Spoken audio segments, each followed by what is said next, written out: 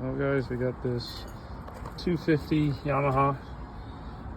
We got head gas going out. Cylinders 6 and 4 got water in them. Locked up.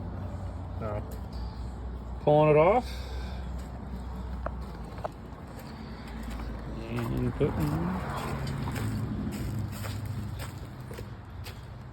Boom. Christmas came early for this guy. Brand new 300 Yamaha sitting in the back of the truck, ready to go on. Boom. New motor, old motor gone. Got a right hanger. And boom, just like that. New 300. There's the old cowling.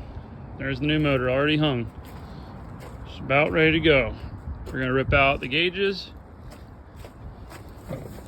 We're gonna put one new gauge in there, so we're gonna cut a nice piece of acrylic to go between there, and yeah, that's it. Well, she'll be back on the water by the weekend.